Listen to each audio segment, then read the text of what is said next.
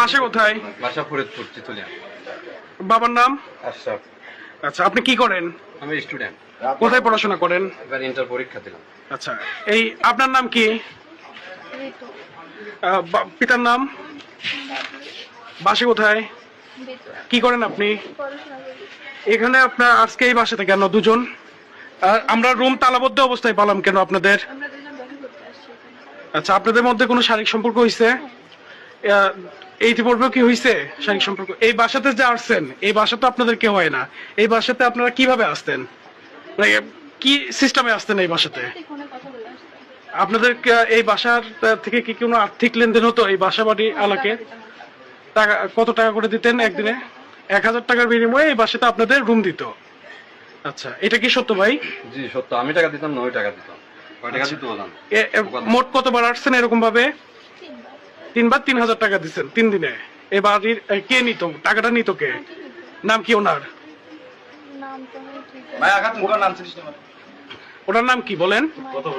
আচ্ছা, ওই আপনার ওনার সঙ্গে পরিচয় কিভাবে আপনার?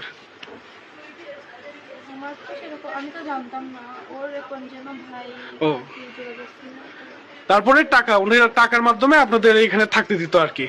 ঠিক আছে, এখন কি আপনারা দুজন কি বিয়ে করবেন? জি। দুজনকে বিয়ে করবেন না? ঠিক আছে, ধন্যবাদ। নাম? রিতা। স্বামীর নাম?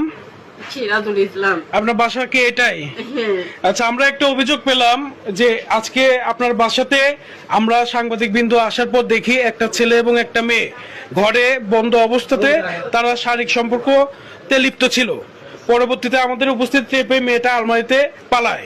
পরবর্তীতে আমরা জিজ্ঞাসাবাদ করে পাই আপনার কথা বলে যে ওরা একাধিকবার এই বাসাতে এসেছে, তবে যতবার এসেছে ততবার আপনাকে 1000 করে টাকা দিয়েছে। এটা কি সত্য?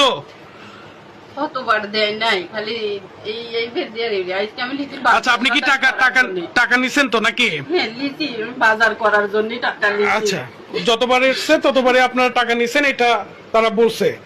ঠিক আছে, এই করাটা এটা কি আপনার সঠিক হয়েছে? না, এটা আমার ভুল। ঠিক আছে। আচ্ছা, এই মেয়ে বলেন তো।